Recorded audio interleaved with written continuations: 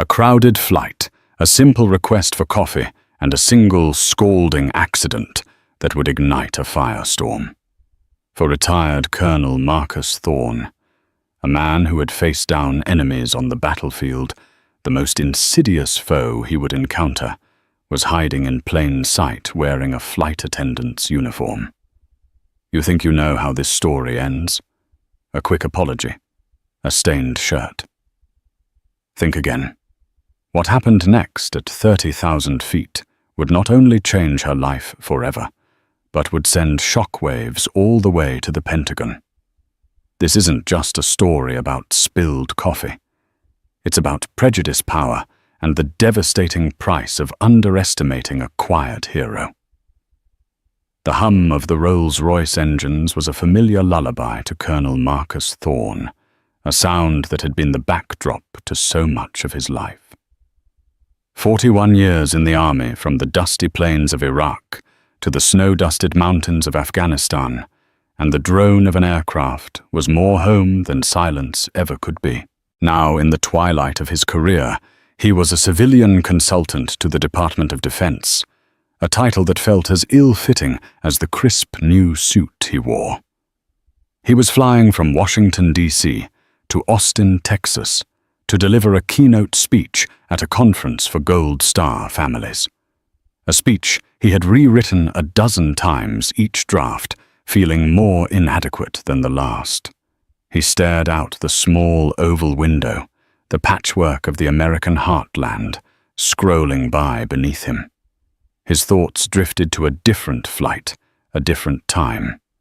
A C-130 rattling and loud, carrying the impossibly heavy casket of a young specialist David "Davy" Chen, a kid from San Antonio barely old enough to buy a beer.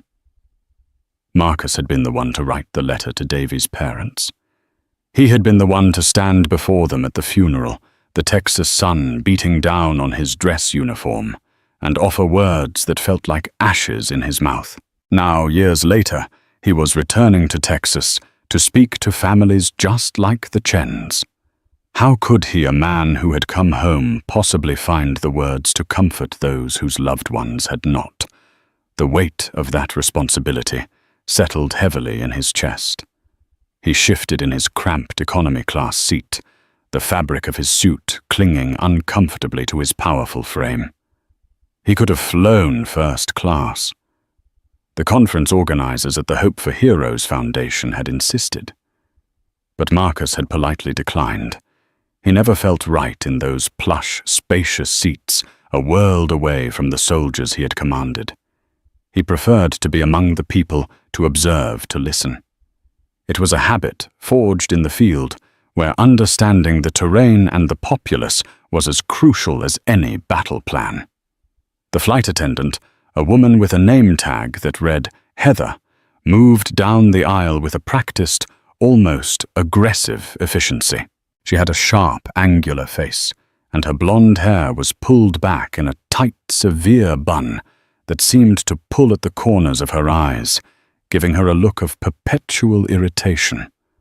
Her smile, when she offered it, was a quick mechanical baring of teeth that didn't reach her cold blue eyes. Before reaching Marcus's row, she'd had a tense exchange with a young man in a hoodie who'd asked if there was a place to charge his phone. "Sir, if there were outlets, they would be visible," she'd said, her voice dripping with condescension. "Perhaps you should have charged your device before boarding." The boy had shrunk back in his seat, chastened. Heather had moved on, a flicker of satisfaction on her face. It was a small, petty victory, but it seemed to fuel her. Marcus had seen it all before. He'd seen that same look on the faces of petty tyrants on dusty bases overseas and in sterile boardrooms in the Pentagon. It was the look of someone who felt small and sought to make others feel smaller. When she reached his row, he politely requested a black coffee. "Just black, please," he said, his voice a low, calm rumble, a voice that had commanded battalions, but was now used for the simplest of requests. Heather's eyes flickered over him, a quick, dismissive appraisal. She saw a large black man in a slightly rumpled off-the-rack suit. She saw his powerful hands resting on his knees, hands that looked like they could break things. She saw his graying temples and the tired lines around his eyes. She saw what she expected to see, and she judged him accordingly. Fine, she clipped, turning to the beverage cart with a sharp, impatient movement. She returned with a steaming paper cup. As she passed it to him, her body seemed to lurch, a movement that was both too sudden and too theatrical to be genuine. The cup tilted, and a cascade of scalding coffee surged over the front of his pristine white shirt and dark trousers. The heat was a sharp, biting shock against his skin, a sudden searing pain. But it was the look in her eyes that truly stung. For a fleeting, unguarded second, before she plastered on a mask of theatrical dismay, he saw it a flash of triumphant malice, a glint of pure, unadulterated contempt. It was unmistakable. "Oh my God, I am so sorry," she exclaimed, her voice loud and shrill, drawing the immediate attention of the surrounding passengers. She grabbed a fistful of flimsy napkins and began dabbing at his chest. Her touch, rough and perfunctory, more of a violation than a help. "It's just this turbulence, you know, it can be so unpredictable." Marcus looked out the window. The sky was a vast, unbroken expanse of serene blue. The plane was as steady as a rock. There had been no turbulence, not a single bump. He looked back at her, his gaze steady, his face a calm, unreadable mask, though a cold, hard anger was beginning to coalesce in his gut. "It's all right," he said, his voice still even. He gently took the napkins from her hand. "I can manage." "Are you sure?" she gushed, her voice dripping with a cloying, false concern. "That looks like a nasty burn. I should get some ice for that." "And your suit. It must be completely ruined." A man across the aisle, a paunchy businessman in a bright pink golf shirt, chimed in, smelling drama. "Yeah, that's a lawsuit right there. That's just terrible service. You should get their information." Heather shot the man a grateful, conspiratorial smile. "It was a complete accident, I assure you. But of course, the airline will do everything we can to compensate you for the inconvenience." The word inconvenience was delivered with a subtle dismissive curl of her lip, as if his tanned suit and burned skin were a triviality he was likely to exaggerate for personal gain. Marcus simply nodded, the muscles in his jaw tight. He knew this dance. He knew it intimately. The feigned apology, the subtle deflection of blame, the preemptive framing of him as a potential troublemaker, an opportunist. He had seen it in 100 different forms, in 100 different places. It was the quiet, insidious poison of prejudice, the assumption that he was less than that, his anger was illegitimate, that his presence was an imposition. He spent the next hour in quiet discomfort, the damp, coffee-soaked fabric clinging to his skin. The initial sting of the burn had subsided to a dull, persistent throb. But the anger that was a different kind of heat. It was a slow-burning ember, one he had learned to control over a lifetime of such encounters.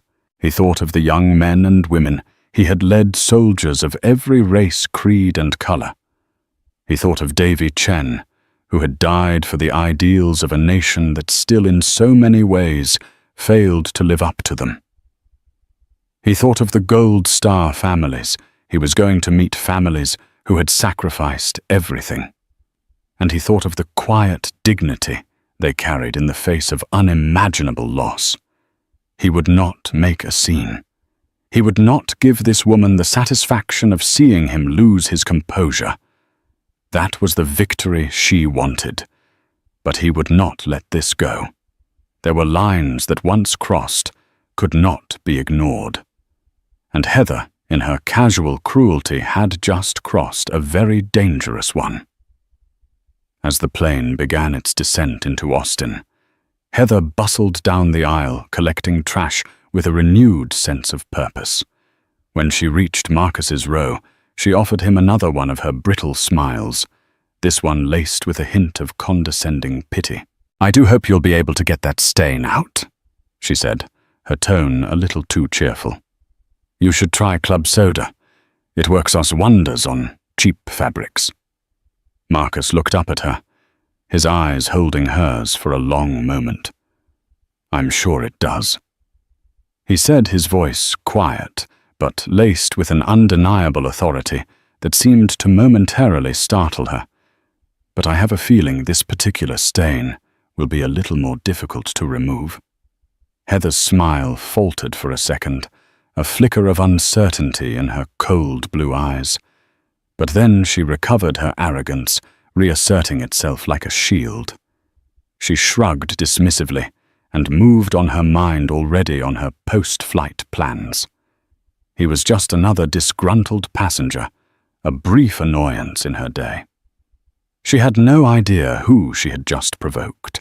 She had no idea that her carefully constructed world was about to be turned upside down. For in the breast pocket of Marcus Thorne's coffee-stained suit, nestled next to a worn leather wallet, was a small, unassuming ID card. An ID card that bore the seal of the Pentagon and identified him not just as a consultant, but as a man who had dedicated his life to defending the very nation she so casually disrespected. And he was about to use it. The fasten seatbelt sign pinged on its cheerful chime, a stark contrast to the cold resolve solidifying within Marcus Thorne. Passengers began their pre-landing rituals, stowing laptops, retrieving jackets, the collective sigh of a journey's end filling the cabin. Marcus remained still, a silent, imposing figure in his stained suit. The dull ache on his chest was a physical anchor for the deeper wound, the casual, contemptuous disregard, the sneering assumption of his insignificance. It was a narrative he had fought against his entire life, on and off the battlefield. Heather was now in full performance mode, her voice a sing-songy, "Bye-bye, now thank you for flying Celestial Airlines." Her earlier hostility was buried under a professional veneer as thin as the airplane's skin. As she moved down the aisle, she studiously avoided his gaze. To her, he was a problem that had been contained, a minor irritation, to be forgotten the moment the cabin doors hissed open. The plane touched down with a gentle bump and taxied toward the gate. Marcus unbuckled his seatbelt, but didn't stand. He waited, his movements deliberate, his patience a weapon he had honed over decades. He could feel the eyes of other passengers on him. The businessman across the aisle was already on his phone, loudly complaining about the flight. A young woman a few rows back was watching him with a look of intense curiosity. Finally, as the last of the passengers shuffled towards the exit, Marcus rose to his full height. He was 6'3", with the broad shoulders and ramrod posture of a career military man. Even in the cramped cabin, he had an undeniable presence. He moved into the aisle not towards the exit, but against the tide towards the front of the plane, where Heather stood by the cockpit door, laughing with the co-pilot. She saw him approaching and her face hardened. "Sir, the exit is that way," she said, her voice sharp with emotions, gesturing vaguely with her head. "You'll need to deplane now." "I'm aware of the exit's location," Marcus said, his voice calm and even. "But before I deplane, I need to speak with the captain, and I require your full name and employee number." Heather's eyes narrowed into slits. "I'm sorry, but the captain is busy with post-flight procedures. It's a sterile cockpit environment, even on the ground." She crossed her arms, a defiant smirk playing on her lips. "If you have a complaint," she said, loading the word with disdain, "you can file it with customer service online. That's the procedure." "This is not a customer service complaint," Marcus said, his voice dropping an octave, losing its gentle rumble, and taking on the hard, steely edge of command. This is a formal report of an incident that occurred on this aircraft, and I will be speaking to the captain. The co-pilot, a young man named Ben Carter, looked up, his casual posture stiffening. The tone more than the words had cut through the post-flight chatter. Heather, however, scoffed. "An incident? Are you kidding me? I spilled some coffee on you. It was an accident. Get over it." Her voice was rising, her control slipping. "Was it an accident, Ms. Smith?" Marcus asked, his gaze unwavering. "Because from my perspective and from the perspective of other passengers, your actions appeared deliberate. They were unprofessional. They created a hostile environment, and given the nature of my work, I am required to report any such incidents that could be construed as targeted harassment." The businessman, who had been lingering, hoping for a final dramatic flourish, now looked uneasy. The words targeted harassment and formal report had a distinctly legal and unfunny ring to them. But Heather's arrogance was a fortress. "Look, I don't know who you think you are." She spat, her voice tight with fury. "But you are holding up the crew. You need to leave, now, or I'll call airport security and have you removed." "That will not be necessary," Marcus said, reaching into his breast pocket. "I think you're about to find out exactly who I am." He retrieved his wallet, and from a separate protected compartment, a laminated ID card. He didn't flash it like a prop in a movie.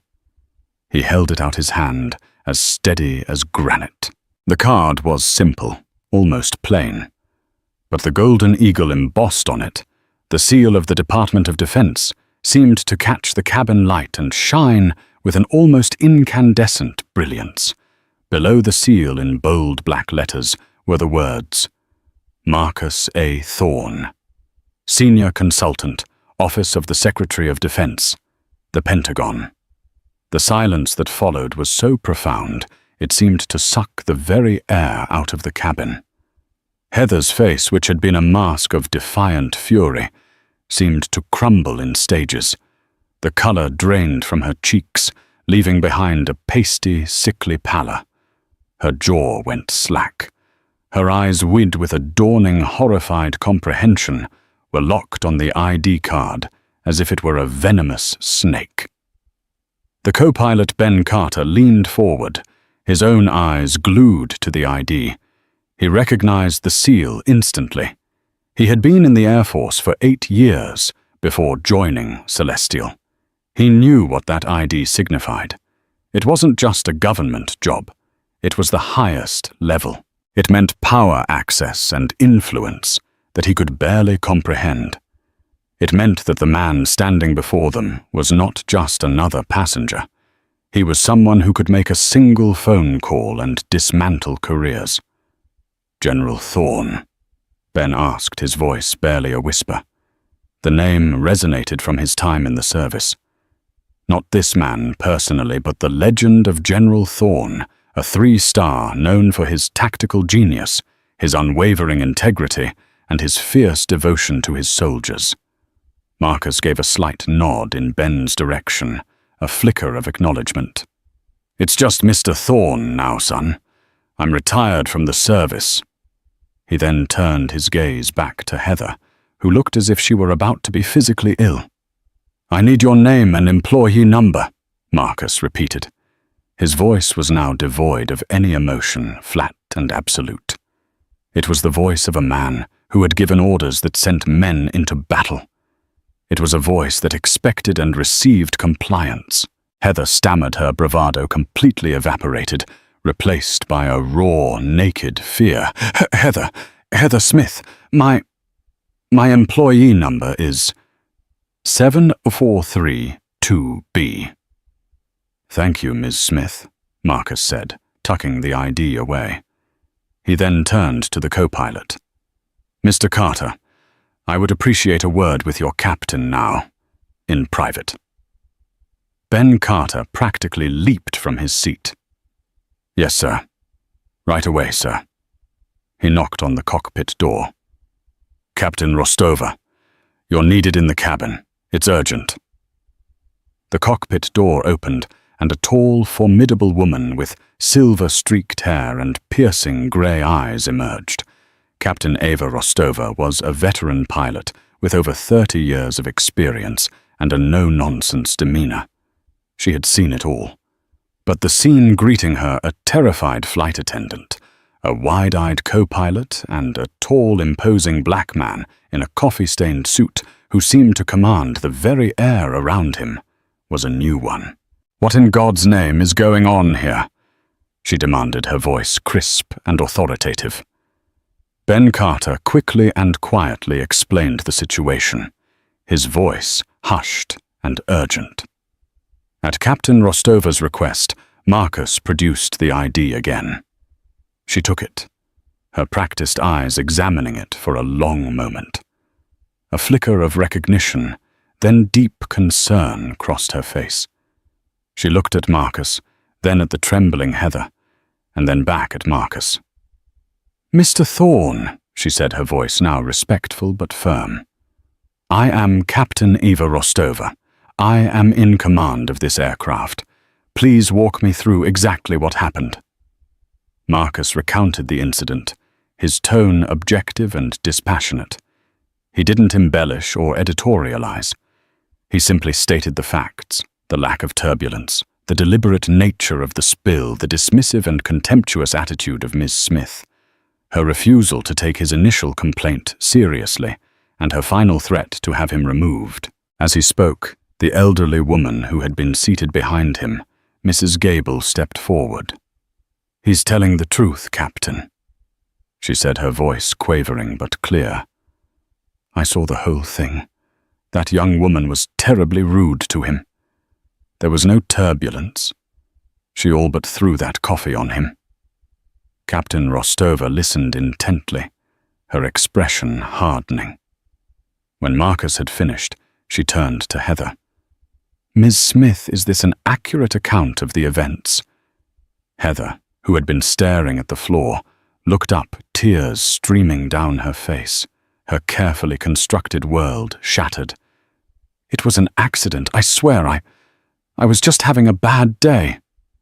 "A bad day," Captain Rostova repeated, her voice laced with ice. "A bad day does not give you the right to assault a passenger, Ms. Smith, nor does it give you the right to be a disgrace to this uniform and this airline." She turned back to Marcus. "Mr. Thorne, on behalf of Celestial Airlines, I offer you my most sincere and profound apology. This kind of behavior is inexcusable, and it will be dealt with, I assure you." "Thank you, Captain," Marcus said. "I appreciate that.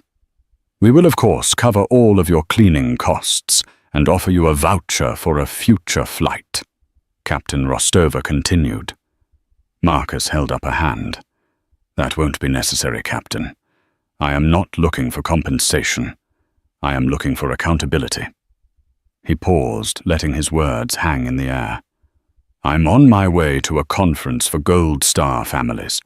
I'll be speaking to men and women whose children died defending the very freedoms that Miss Smith seems to take for granted. I think it's important that she understands the gravity of her actions, not just as a flight attendant, but as a citizen." Captain Rostova nodded, a look of deep respect in her eyes. "I understand completely, Mr. Thorne, and I give you my word she will." She turned to Ben Carter. "Ben, escort Ms. Smith to the crew room. She is to have no further contact with passengers, and I want a full, detailed incident report on my desk before you leave this airport. Is that clear?" "Yes, Captain," Ben said firmly. He gently took Heather's arm. She was sobbing uncontrollably, now her face buried in her hands. As he led her away, a pathetic, broken figure, the businessman who had earlier been so eager for drama, now looked deeply ashamed. He caught Marcus's eye and gave a small, apologetic shrug. Marcus simply nodded in return.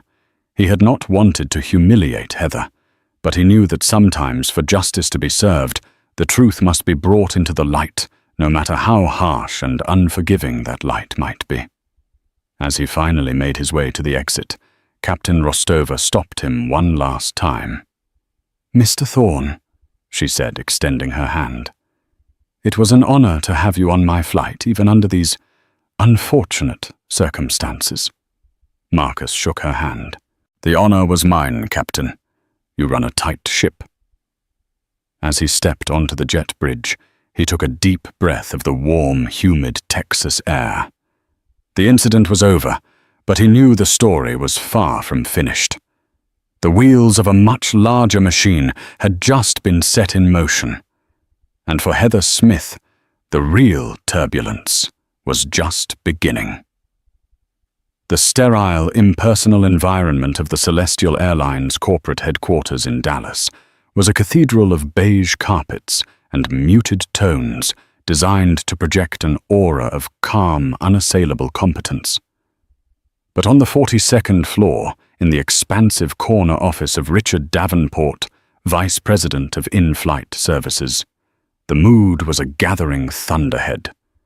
The air was thick with the scent of expensive coffee and palpable panic.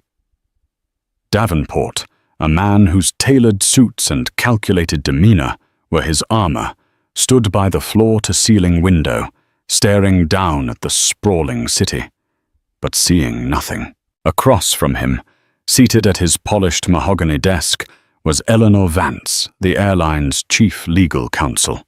She was a severe woman in her 60s, whose sharp intellect was matched only by her sharper pantsuits.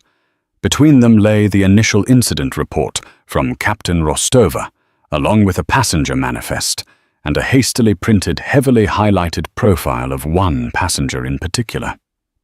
"It's worse than the report lets on," Eleanor said, her voice a low, controlled hum that did nothing to hide the urgency. "I had my team cross-reference him the moment Rostova's report hit my inbox. Marcus A. Thorne. He's not just a senior consultant. That's his retirement gig. Until 18 months ago, he was Lieutenant General Thorne of the United States Army. He commanded the Third Army. He was Deputy Chief of Staff for Operations at the Pentagon. The man has testified before the Senate Armed Services Committee a dozen times."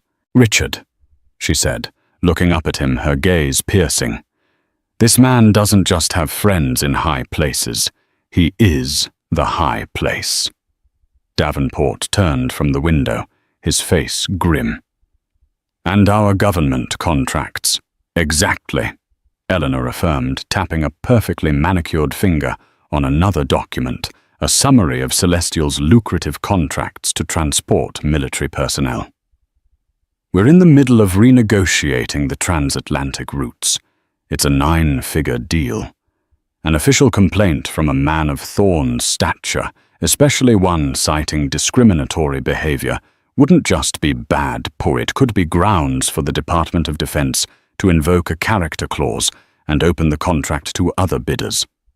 This isn't about one flight attendant anymore. This is about a substantial portion of our revenue." Davenport ran a hand through his thinning hair, his composure finally cracking.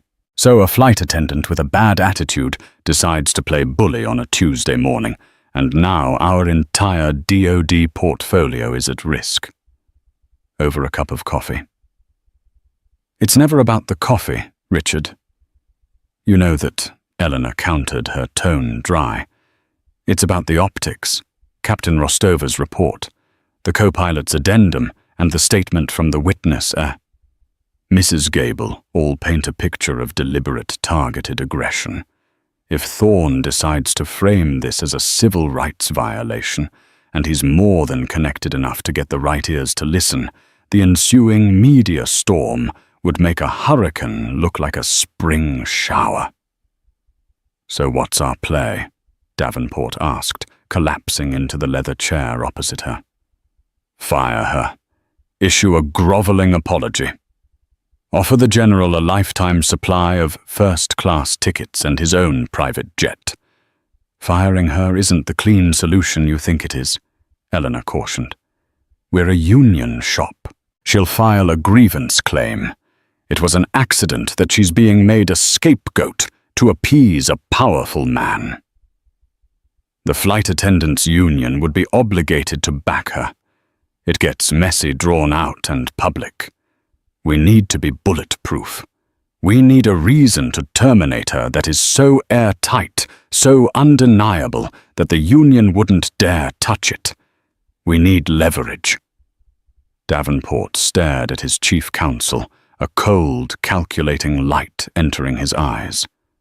"Then get me bulletproof Eleanor," he ordered, his voice dropping to a low, dangerous growl. "Dig into this Heather Smith. I want to know everything.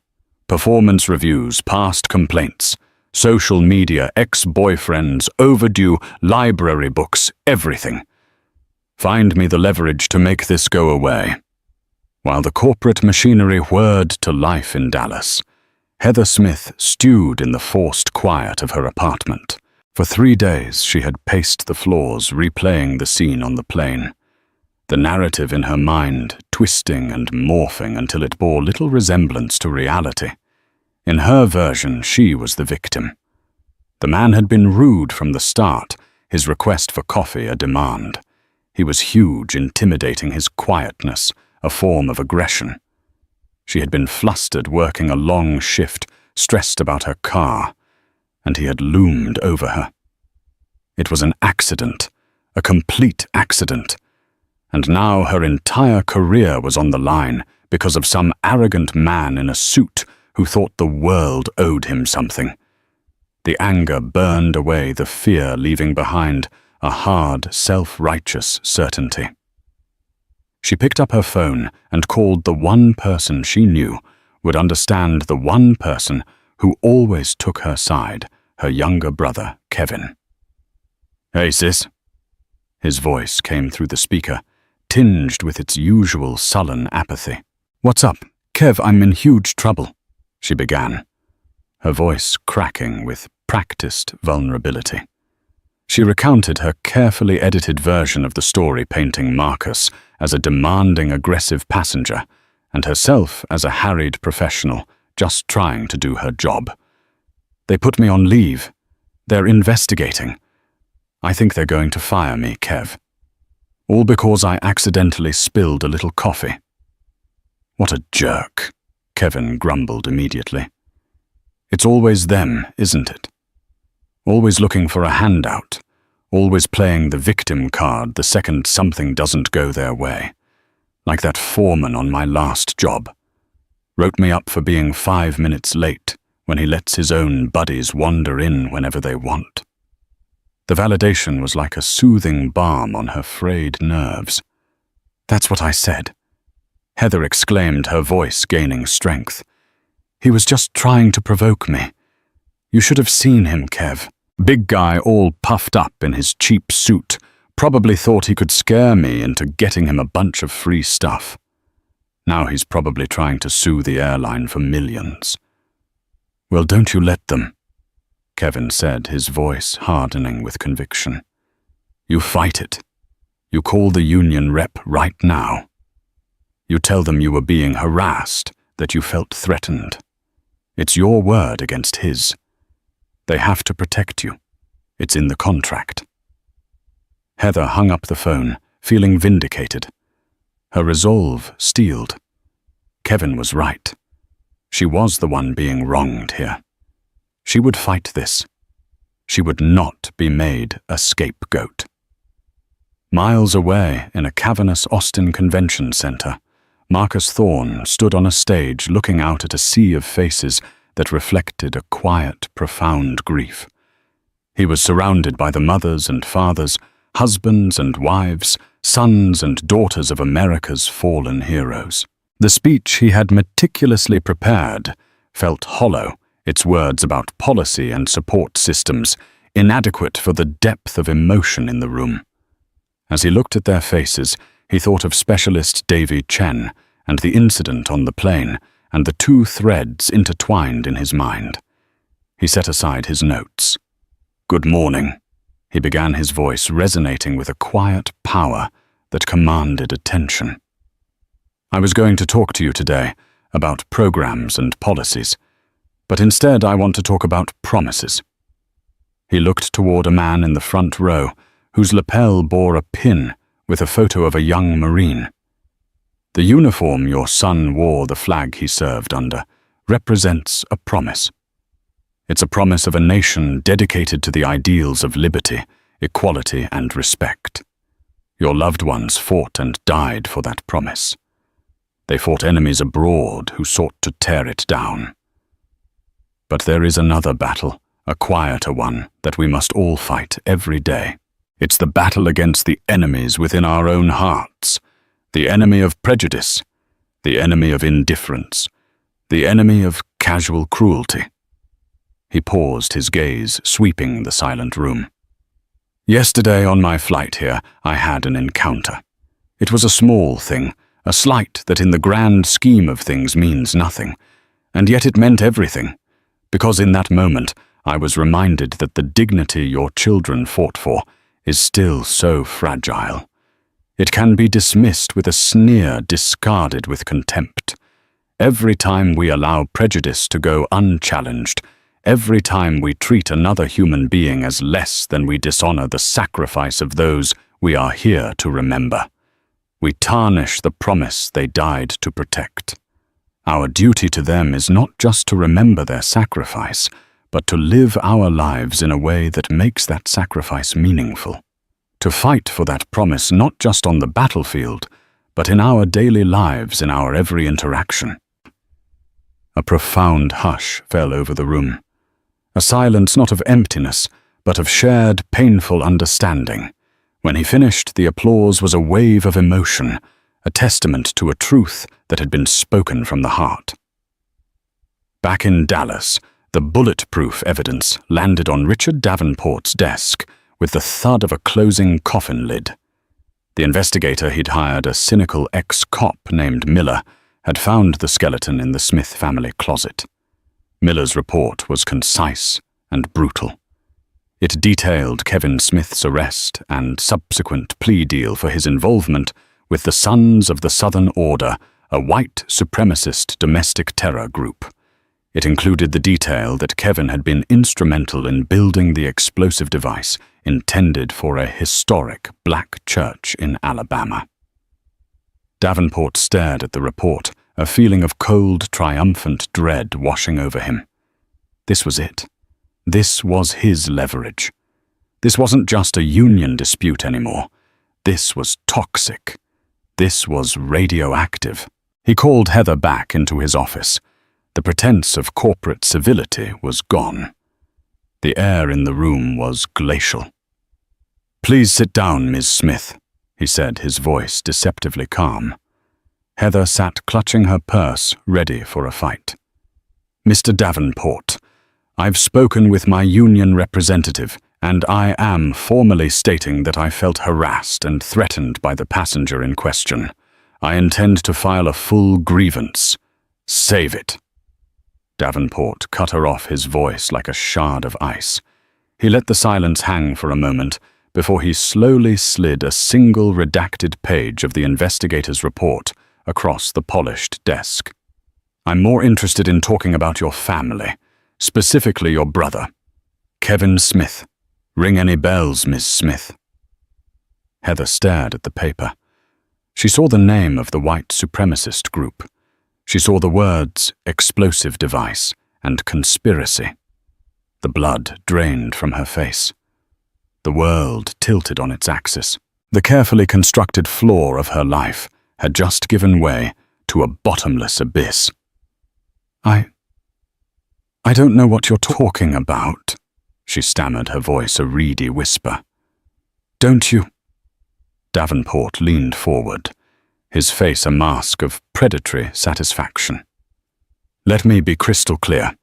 You have two options. Option 1, you sign this non-disclosure agreement, and this termination agreement, you take your severance and you disappear.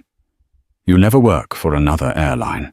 You never speak of this incident to anyone, and you become a ghost. Option 2, you refuse. And this report," he tapped the paper, "gets accidentally leaked to the press in the context of our investigation into your racially motivated assault on General Marcus Thorne. I will personally call the general and tell him that the woman who assaulted him is the sister of a man who builds bombs to kill black churchgoers. How do you think that will play out for you?" Tears welled in Heather's eyes as the full horror of her situation crashed down on her. This wasn't a fight she could win. He had her life in his hands, and he was squeezing. The secret she and her family had guarded so carefully, the shame they had lived with for years, was now a weapon aimed directly at her heart. With a trembling, defeated hand, she reached for the pen. Her career was over. Her life as she knew it was in ruins. As she signed away her voice, her future, and the last vestiges of her dignity, she was no longer a victim in her own mind. She was simply a casualty executed by a corporation to save itself, and she had handed them the gun. For a few weeks, an uneasy silence settled. Heather Smith, stripped of her wings, and her career was adrift in the quiet purgatory of her own apartment. The severance package from Celestial Airlines was a gag order paid in installments, and she lived in a state of suspended animation, hoping the storm had passed. In his DC home, Marcus Thorne had accepted the airline's formal groveling apology and considered the matter closed. He had wanted accountability, and the system, however imperfectly, had delivered it. He believed the lesson had been taught, the incident contained. Both were wrong. In the digital age, nothing is ever truly contained. The catalyst for the inferno was not a crusading journalist or an airline whistleblower. It was a 21-year-old art student at the University of Texas named Sarah Jenkins. She had been on the flight, sitting a few rows behind Marcus, sketching the faces of her fellow passengers in a worn notebook. The confrontation had unfolded before her like a piece of ugly, riveting performance art. She had seen it all. Heather's performative shock, Marcus's granite-like composure, the flash of the Pentagon ID that had changed the very atmosphere of the cabin. Instinctively, she had switched her phone to video, capturing the final 10 minutes. The video file sat on her phone for weeks, a piece of digital dynamite she didn't know what to do with. It felt too raw, too personal to just post.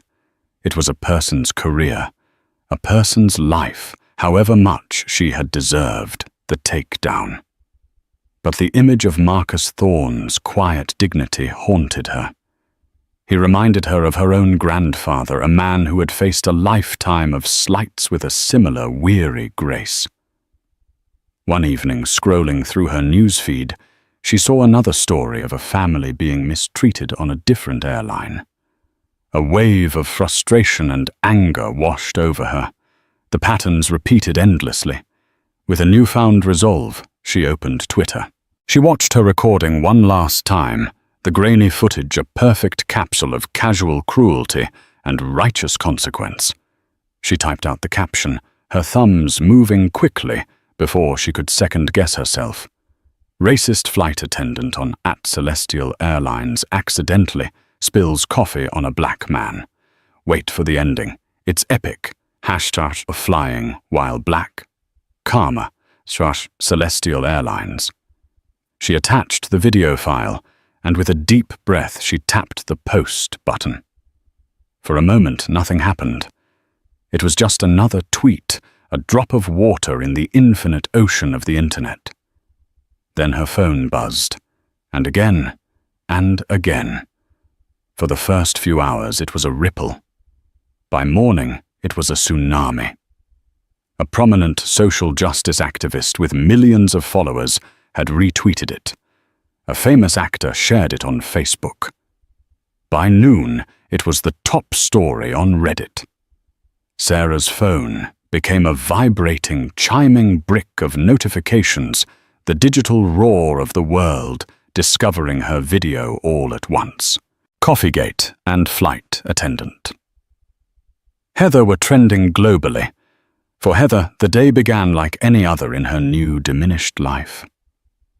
She was drinking stale coffee in her pajamas when her phone began to buzz with messages from numbers she didn't recognize. Annoyed, she silenced it. Then her laptop pinged. A Facebook message from a former colleague. "Heather, what did you do? Turn on the news." With trembling hands, she navigated to a news website. And there it was. Her own face, contorted in a sneer she didn't recognize as her own, was the lead story. She clicked the play button. She heard her own voice, sharp and condescending. She watched herself spill the coffee, a movement that looked even to her unmistakably deliberate. She watched her own world crumble in pixelated horror. The blood drained from her face. A low, guttural moan escaped her lips. It was just the beginning. The internet, having found its villain of the day, descended with a ruthless, surgical precision. Her full name was already known. Within hours, her address, her phone number, her email, her mother's cookie recipes, and inevitably, the sealed, shameful secret of her brother Kevin's criminal past were dredged up from the depths and splashed across forums and social media. She was no longer a person. She was a symbol, an effigy to be burned. The digital assault quickly bled into the physical world. Her phone became unusable, a constant stream of hateful texts and calls from strangers. "Racist bitch," one text read. "I know where you live," said another. Dozens of pizzas she hadn't ordered arrived at her door, the delivery drivers looking at her with a mixture of pity and contempt. Cars began to slow as they passed her apartment building, their occupants craning their necks, some shouting obscenities from open windows. That evening, a brick wrapped in a printed-out photo of her face shattered her living room window, showering the carpet with glass. She huddled in her bathroom, the one windowless room in her apartment, listening to the sounds of a world that hated her. Marcus Thorne learned of the firestorm from his daughter Maya. She called him, her voice buzzing with a lawyer's righteous victory. "Dad, are you seeing this? It's everywhere. They can't sweep it under the rug now." Marcus turned on his television. He saw Heather's face on every channel. He went online and saw the comments, the seething, vitriolic hatred. People weren't just calling for her to be fired. They were calling for her to be destroyed, for her to suffer, for her to die. A cold knot formed in his stomach. This wasn't the accountability he had sought. This was a spectacle. This was a digital mob, drunk on its own righteousness, tearing a human being apart for sport. He had wanted the system, the airline, the law, to render a just, proportional verdict. This was chaos. This was the modern-day equivalent of the stocks in the public square, and he felt a profound sense of unease at having provided the stones. The story took another far darker turn in the humid confines of the Louisiana State Penitentiary. Jackson Cole, the charismatic, venomous leader of the white supremacist group Kevin Smith had belonged to, was watching the midday news on a flickering television in the prison common room. He was a man who nursed his grievances like beloved children, and his greatest grievance was against Kevin Smith, the race traitor whose testimony had put him in this cage for life. As the news report on #Coffeegate played, Cole leaned forward, his eyes fixed on the screen. He saw Heather's face, heard the newscaster say her full name, Heather Smith. A slow, cold smile spread across his face. It was a smile of pure, malevolent serendipity. Smith. The sister of the rat.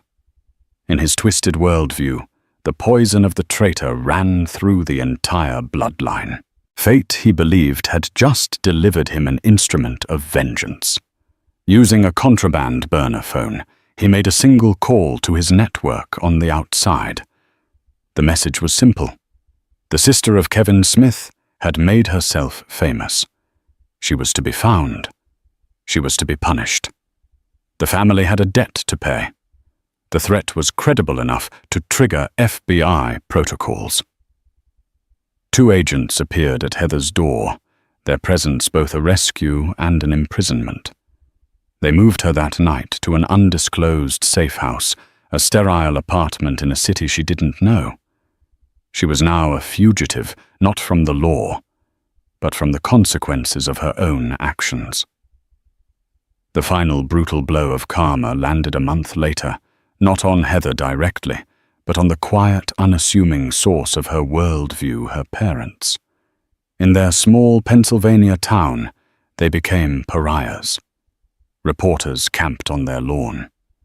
Their house was vandalized with spray-painted swastikas. The phone rang with threats meant for their daughter. One evening, Heather spoke to her mother on a secure line provided by the FBI. Her mother's voice was thin and brittle with fear. "They threw eggs at the house again. Honey," she whispered, "your father, he just sits in his chair. He doesn't talk." Heather could do nothing but listen, the guilt a physical weight in her chest. A few days later, her father, a man with a weak heart and a lifetime of pride, went out to mow his lawn, an act of defiant normalcy against the siege. A small crowd of gawkers and local troublemakers gathered on the street, some filming with their phones. Overwhelmed by the stress, the shame, and the relentless hounding his heart gave out. He collapsed over the push mower, his last sight on earth, the jeering faces of strangers. The news was delivered to Heather by one of the FBI agents in the stark, impersonal safe house. The agent was professional, his words clipped. "Ms. Smith, I'm sorry to inform you that your father passed away this afternoon. A heart attack." The words didn't seem to register at first. Then the sterile silence of the room was shattered. A sound tore from Heather's throat, a raw animal scream of pure, unadulterated agony. It was the sound of a soul breaking, of a life being reduced to its essential elements of pain and regret. She had not just ruined her career. She had not just disgraced her name. Her hatred, that casual, thoughtless seed of contempt she had nurtured for years, had grown into a monstrous tree that had in the end crushed her entire family. She collapsed to the floor, her sobs echoing in the empty room, a final devastating payment on a karmic debt she would spend the rest of her life trying to understand. Heather's story is a stark reminder that our actions, big and small, have consequences that can ripple out in ways we can never predict. It's a story about the hidden biases that still exist and the quiet strength of those who refuse to be diminished. What do you think? Was Heather's karma deserved? What would you have done in Marcus's place? Let us know your thoughts in the comments below. If this story moved you, please hit that like button. Share it with someone who needs to hear it, and subscribe to our channel for more real-life dramas that will make you think. Your support helps us bring these important stories to light. Thank you for watching.